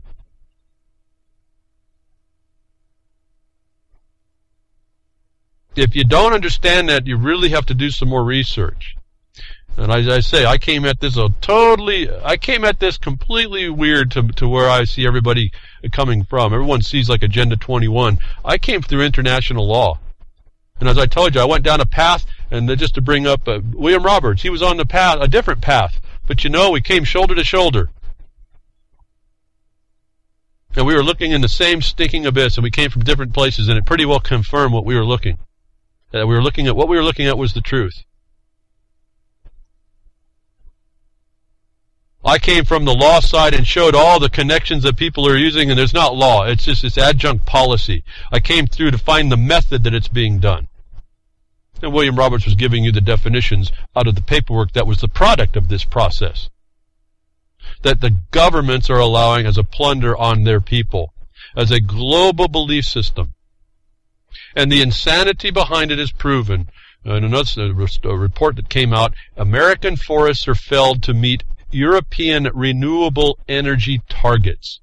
This thing is so insane. This carbon tax market is so insane that they rationalize that it's better because of the financial benefits. Not the legitimate benefits, the financial benefits. Because there's no legitimate benefits. Why? Because it's a fraud. The whole entire thing is a fraud.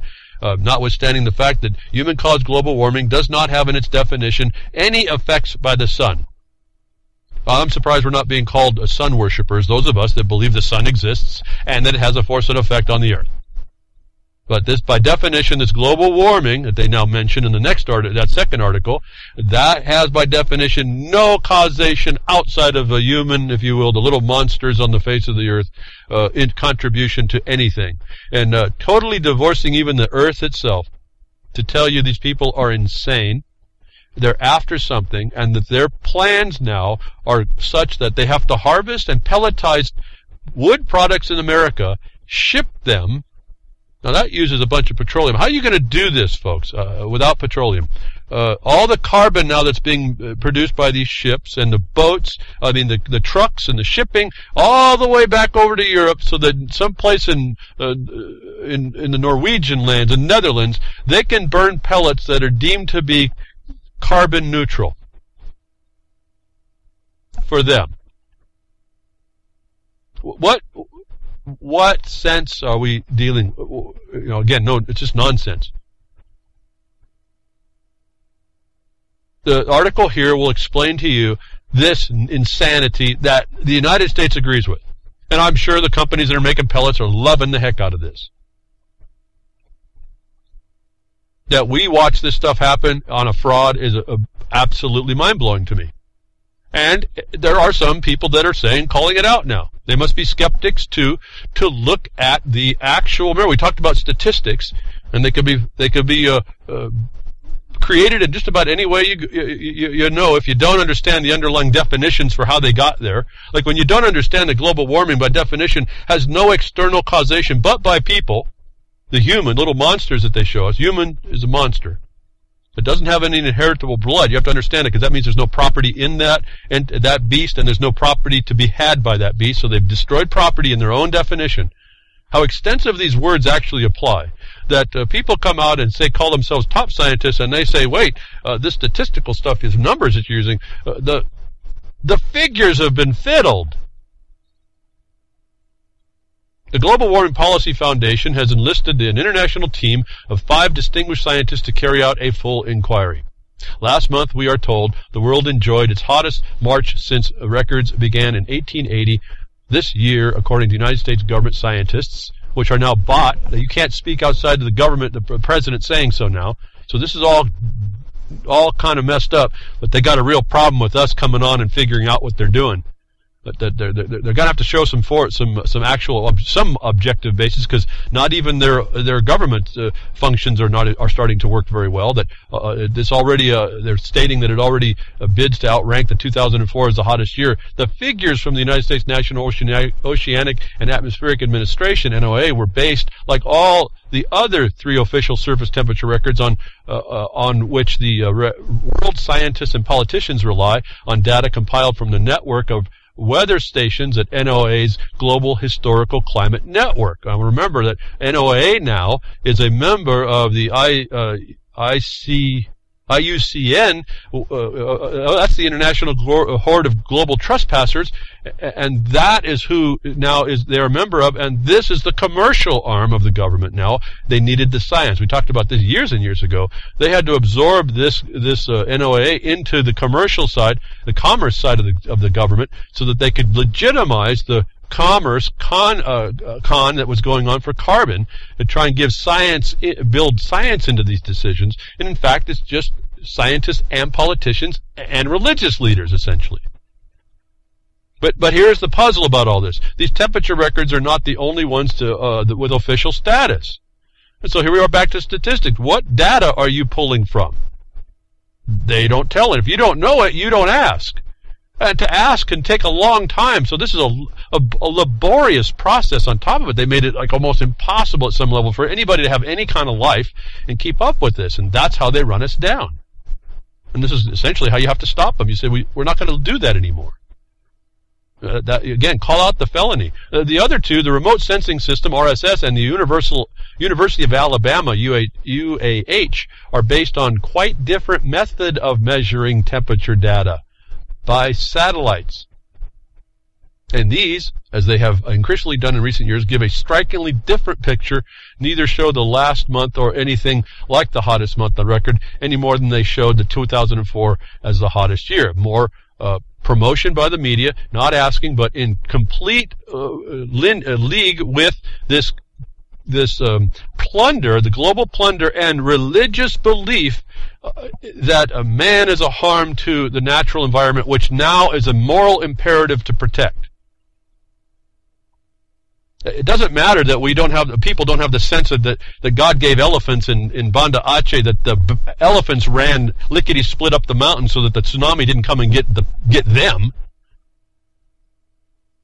But that have so much force and effect that we are actually more devastating than nature on something that nature produces gobs and bunches more in just its own natural processes. That this temperature thing, readings and how you read and what you read, it's not just about even those monitors. It's that once you find these measurements, you have to inquire, well, these measurements are doing something, and from what cause? That I find another story that came up, all in the same time here. All these climate scientists doing things. I guess they're all get paid for it. But the fascination to me about, you get these, we're having anomalies in the temperature, we have to measure these temperatures, then you find out the heat island effects and asphalt doing certain things, and then atmospheres that don't collect up, that re-radiate energy by radiation frequencies, not because you feel hot.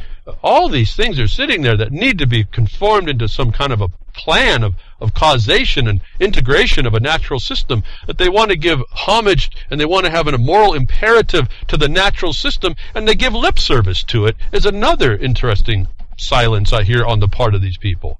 You don't even care about the system enough to model it correctly. And how complicated is it? I mean, it's pretty fascinating, all that there is.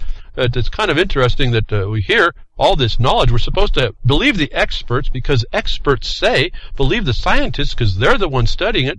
But we get this report says the weather has been weird. The weather now, folks, has been weird. The weather. And scientists have found that a strange blob of warm water is to be blamed. Located off the west coast, this patch of water is warmer by 2 to 4 degrees Fahrenheit than normal. Well, okay, I saw that, and then right after that report came up was natural news. Fear porn central, it seems to me, on a lot of things, and I'm really disappointed to see this. But here they came up right after that report. Media reports on warm blob in Pacific Ocean pretend it can't be related to huge plume of radioactive waste. That email came to me, the link to this came through an email, and as soon as I saw this, I said, well, why don't you go look at the seamounts that are the chimneys, the volcanic chimneys that are in that area? You think maybe the 1,200 degree water coming out of them's heating that ocean? Maybe that's a better answer than you blaming it on Fukushima? And I've already told you all a couple of times, the currents, the sea gyre, the ocean gyre, and the subsea currents do not go from Fukushima to British Columbia. That I thought when I saw this, that my ocean vent, volcanic vent theory for warming the waters in that area was a whole lot more plausible. That natural news pops out to want to blame Fukushima. It just, again, shows you the extent that you can trust alternative media, so-called. That not just 2 days after that, the story comes out and says researchers think the axial seamount off northwest coast is erupting right on schedule. that there's a volcanic seamount out there that's creating hot water, folks. To destroy the blaming Fukushima, to destroy those that promoted that immediately, and to condemn the scientists who can't understand why there's a warm blob out the ocean, that I could look at this thing with a very distant oceanographic and tectonic plate idea about the world, whether I truly believed all that or not. I have that in my mind over 30 or 40 years ago now, 30 years ago, that gave me the answer that I'm telling you we don't need these experts and scientists to tell us a whole lot of anything. That Mother Nature is producing the heat. The dynamics of the earth with the sun are producing our energy. That's the heat that creates what we're seeing as natural oscillations. In fact, to the point of certain people studying this know there's a schedule to these emissions from volcanic activity under the ocean. Exactly in the place that this ocean water's been heating up, and exactly in the place that caused me to say, listen, this is not, stop Fukushima. Fukushima had nothing to do with this thing. We're looking at different types of issues that are going on that no one wants to look at the actual cause, but they want to use their models and say the models are right, without giving lip service to this moral imperative over understanding nature. That another story pops out. Our climate models are wrong. Global warming has slowed, and recent changes are down to natural variability, says a study. What did I tell you years ago, folks? What did I tell you years ago?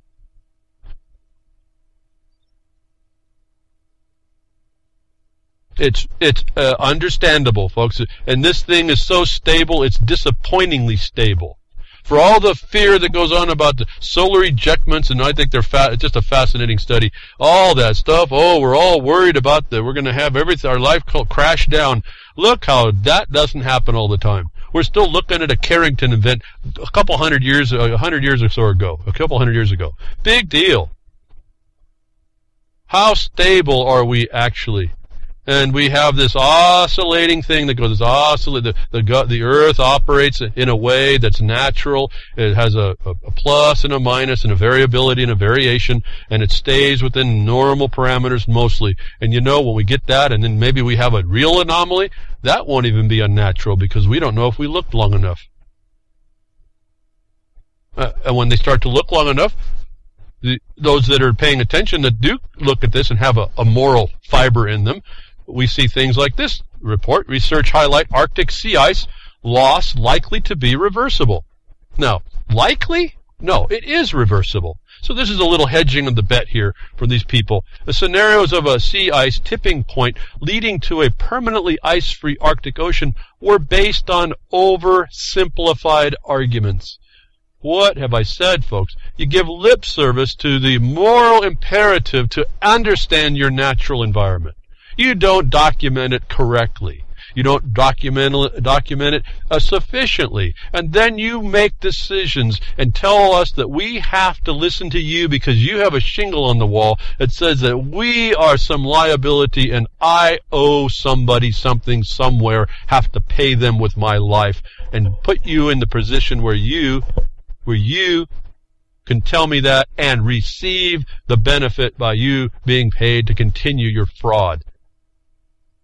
Oversimplified arguments. What did I say, folks? They do not have an idea. If you're going to give a moral imperative to nature, why don't you give her your respect?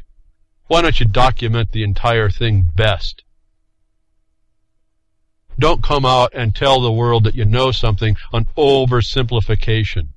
And this little study here was pretty important. You should read it. I find that they hedged quite a bit in this one, except that they claim now that they've simplified the simplification and the distinction. And here's what happened, folks. The military, who has much better models, was finding out that the IPCC's oversimplification and projections were not meeting the needs of the nation, and they were not accurate. And the military had to say, well, we got to analyze this distinction because someone's going to find out. And these guys here that did the study proffered an offer of a solution that mitigated, that explained the distinction, which they identified as oversimplification. This is what the entire government is running on, this oversimplification. And the military found it to be absolutely insufficient in function and fact. Now we have another report here titled How Climate Model Complexity Influences Sea Ice Stability, and that should cause me to laugh. How does a climate, this is how elitist these people are, and this is where I could see the fudging of the data. This is their explanation for oversimplification. They call it model complexity. But how does a climate model actually influence sea ice stability, folks? How arrogant is the discussion in this article, the title of it? See, models influence nothing but your mind. The sea ice stability is going to be within the nature. We're supposed to have the moral imperative to understand fully that the Pope is saying, I already know that man causes warming and you are to blame, and we're going to take from you and we're going to give to ourselves under the auspices of telling you that we're given to someone else. Global plunder. Financial hardship over studies that purport themselves to be the power that runs the system, to the point that they'll say that how the complexity of those models influences sea ice stability. To know that these are some arrogant people, that it doesn't influence stability. All it does is it's a way for them to confuse you so that you think that there's some stability built in out there, instead of just going to the ice and looking at it yourself. That when I ran into this next story about all these counter to all these experts saying, no, listen to us because we're the experts and the scientists, who are in league with politicians and the Pope, apparently, in pushing an agenda of fraud and plunder, I found this little story interesting, that maybe we really should be listening to our own sense, our own experience in the world as people. And we have another thing here we can actually look at. I thought was actually much more interesting than being told that Fukushima put the heat off of British Columbia. How the heck is that even possible? You think these little particles just make the heat? No, they don't do that. In fact, you have to have them around some like iron in order for the heat. So I was wondering, well, maybe that guy that dumped all that iron that killed all those that they blamed Fukushima with, all the iron fibers filings they dumped in the sea over there. Maybe that if there was any radiation from Fukushima, maybe it actually was interacting with the iron. But see, that's a fabrication of reality, because that's not happening. It can't happen. What could have happened is when they dumped those iron filings in there to enrich the ground, to enrich the oceans, to capture carbon, another fraud, they killed off a bunch of sea life. And then people wonder why there's sea life dying everywhere, left and right along the coast. Notwithstanding, don't ever forget the military operations that are going on. That I found this little story about listening to us of ancient knowledge, possibly, much more believable. And it's going to be very interesting to see how this happens. Alto University helps Native Americans relocate after concerns of an impending tsunami. Alto University has received a rare opportunity, here's these opportunities, to collaborate. Here's another fraud setup, but listen to the story, with a little-known Native Indian tribe from the Pacific Northwest. According to Alto University professor Trev Harris, a natural disaster is threatening to wipe out their reservation in Washington State. They have started to move to higher ground, a project to relocate their community. Folks, this might be the knowledge of the elephants in those people in that Washington State area to move to higher ground before the tsunami hits. Finland's Alto University is helping a rare Native American indigenous people design a new hometown that is out of harm's way. Because their people, the tribe's chief, interpreted certain sounds that they do on a ritual every year. And they listen, men, women, and children in the reservation are summoned. They summon local whales and dolphins and sharks and seals and other marine species to the community beach for playing drums. And then the chief listens to the sounds they make. And the sounds that they made a couple years ago was that there's a tsunami coming. And so they got themselves together and they got the government to actually help them do this process to get them relocated.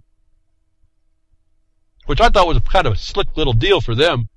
Not one way or the other. But, folks, how hard is this to understand? If we've got a volcanic seamount out just 300 miles off the coast of Washington, if that has gone off before, and their history says that there's been a tsunami that came in and wiped them out once, and some survivors remembered that they're saying, that's going to happen again. They got some clue that's going to happen again that's maybe just as valid as the scientists and the experts who didn't know, who said they didn't understand the blob of hot water. Someone behind the woodshed understood what was going on there. These Indians living there have a better insight that I'm going to be really interested to see if sometime in the near future, whether or not it's by the timing of their schedule, of their ritual statement, whether or not the sea animals have told them that you better run for the high hills because there's a tsunami a-coming. That I think we need to, if we're going to give ourselves credit to make the moral imperative to honor our nature, we better start honoring that nature and not give lip service for it to some political and for some political plunder and financial plunder. That somebody who talks to them being the head of a church, of religious, of faith, is actually the seat of decision on that, unifying all religions into a plunder of the people as they have, as organized religions apparently have for eons, it seems. So I'm going to be really intrigued. I'm almost wanting to see that tsunami come in and be caused by a volcano, because that'll just tell us that the scientists really didn't know anything, and their little story about you got to believe it just because we say. Maybe finally is a nail in the coffin. We stop being crickets over and say, okay, shove you. We're wasting a lot of time and money with you folks. Get you the heck out of, go learn how to paint your fingernails or something. Go learn how to draw things in the sand and watch the tides come in and wash it back out, because we don't need you telling us that you know anything. I think the sea life that we learn to listen to as indigenous people tells us more than you do. Now that would be kind of a cool thing. That we also then, I was telling you before, you can be your own ideas, you can listen to your own thoughts, you can do your own analysis. I told you I had a theory of these earthquakes that in fact it was good for quite a few decades until Banda Aceh, and now that theory about reflective earthquakes is over. I cannot get it to work anymore after the Banda Aceh quake to tell you how big and instrumental that land motion was around the earth. To show you that there's some motion going on the earth and things are happening on the earth that are just completely outside of our understanding. That I found this a little bit laughable, that scientists say the puzzle of moon's origin has been resolved. Simulations show the earth probably collided with an unnervingly similar sister planet to form our lunar neighborhood, which is a cool thing. I think that's a cool idea. I've told you I thought that the moon appears to me, because of the way it rings and the way it's some other things, and because of the way the craters look, they don't look like impacts to me. There are some, but I mean they don't look like impact. They look like they're outgassing, actually. Like if you go to a mud a volcanic mud bed, you'll see bubbles coming up. And what's left in the quickest moment you'll see is it just looks like stuff on the moon that I thought a long time ago that in fact something did happen in the earth, hit the earth, and if you look at the earth, it's got a big chunk taken out of it when you get the water out of I think it's the Pacific, maybe where Mu used to be, and I think it is a possibility that it got chunked off and it got put up, but as a big aggregate. And then because it's in space and weightless, it turned into a form, but all the moisture and all the gases got evaporated off, and as before most of the liquids came off, it bubbled gas, it off-gassed these bubbles that look like craters. That, as I see this, I don't think that that's too far off to believe, but can I prove it? And folks, it doesn't matter. I mean, it's cool to think about this stuff, but these people sit around on a simulation, another model, and they're going to go ahead and throw their pitch out there and say, well, this is what it meant. This is what it means. And I could go with part of it, but that doesn't mean that it's an expert say you got to listen to us because we're scientists. And so we're going to have to draw that line. We're going to have to start taking that part on ourselves. I look out in this world, and yes, there's some devastating things like the Nepal issue. But I mean, while Nepal's being all fortified in the news, other things in the United States are being negated. You're not looking at that. No one was around it doesn't seem like anybody's around to follow through on a lot of things that happens over here. We have scientists that don't know how the hot water blob showed up, and yet they want to disregard that there's a seamount underneath that's creating hot water. So this is the people that we pay to do this, and we continue to listen, and we take our time. More importantly, we're taking our time up while we need to be active against the problem.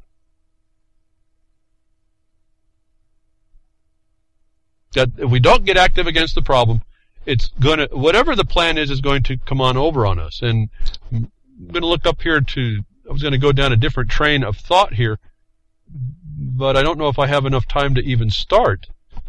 But I got a couple more minutes. I'll address a couple things. Obama administration releases, I'm going to change a tactic here, folks, about all the experts say. Again, this is not talking about what you're not told, redaction. This is what's held away from you. This is, again, then filtered information. Obama administration releases heavily censored version of a 6-year-old secret report casting doubt on legality of effectiveness of Bush's warrantless spying. Well, surprise, surprise. Isn't that the same doubt that was cast upon torture, folks? And they're going to use it anyway. Again, an article here, 94.2% of terror plots are manufactured by the Department of Justice. That leads us all the way back to the beginning, where we found out that the DOJ will act for political, not lawful reasons, and the DOJ is more than happy to do that while they put this terror on you. It's a war of terror. The evidence and the notice to us is the government. DOJ is the terror organization, and I don't know why we're still crickets on that, but we are. U.S. enforcement accused of using entrapment to ensnare terrorists was the method, 2 stories right together, that will tell us exactly that we are no longer in a land of law, and the tyrants have gotten a hold of it, and that's on us to stop it. Absolutely on us to figure out how to stop it. One quick thing here. One of the ways that might be done, and is what I've kind of been advocating a bit in part. Don't get all wild that no one listens here. This is us just not doing it, and that's an excuse, not a fact. Supreme Court stole your right to check the Fed's power was an interesting story. What do you call a situation where the law is ignored? Tyranny. What about where the law is turned on its head? He calls that fraud. What about where the government steals the rights of the people to expand its own powers? Corruption. And then he goes through a neat analysis talking to you about the power of the First Amendment and the right to redress of grievance, and that when the Supreme Court created a fiction of sovereign immunity, it violated the provision of your redress of grievance, and at that point we can now start pushing back to get our the right as a right and not a privilege. And we get to do that in quite a few ways that we won't have time to talk about today, but we can work out about your right is not a privilege, and the government is not immune, a sovereign, and immune, just as I opened the broadcast about, that there are things where people acting in offices, they take away the things that they are not supposed to take away, or they give those rights, properties, or remedies to a third party without title to it. They have committed felons that if we just got law officers in this country at least once, when you made your petition, you were denied that remedy, that's a felony, that they arrested those people that stopped you from having a remedy to redress your grievance that the government agreed to when it signed on to this situation, then we might start seeing the law rule instead of tyrants. Now, I wanted to go through and read this report. I don't know if I'm going to hold this on till next week or not, but very interesting insight that I thought was another thing we could consider, and something that I do. As I said, I use the petition to redress not as a right that they're going to give me or not. It's just a platform. It gives me the place to speak, even if they want to deny it. It's really a powerful tool that it's not that hard to wield at all either. You just have to have your basic sense about what right is and be principled about it. It really, it's not this hard, folks. That's why I get so frustrated at the crickets. But thank you for tuning in today. Appreciate that you do. Appreciate that you're, I hope you're using the information and taking their notes and building up go to the Blogcaster and pick it all up. And if you could, keep the servers running. WT, worldtruth.org, a social network, is running the servers. They're paying the fees. Non-commercial to all y'all, non-commercial to me, non-interference with me. I just get on and they're giving me the place to go global. You got reallibertymedia.com and Grimner. If you can donate to keep his servers, he pays those right out of his pocket. Then you also have UCY.tv and Jules, whatever they're doing there, and the FM broadcasters or whatever broadcasters are picking me up, or any other places I don't know about. that are carrying the news here about we have a ability to do this. It's just us doing it, folks, and I do appreciate everyone that's incorporating themselves in this too. That's our corporation moving forward to at least get some of this out. So appreciate you tuning in. Take care of yourselves, and try and be back here, technical difficulties willing, next week.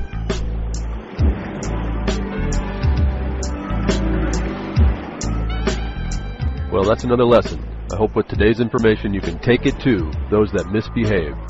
From behind the woodshed, leaving his mark on the beast, this is Hal Anthony. Till next time, journey with purpose.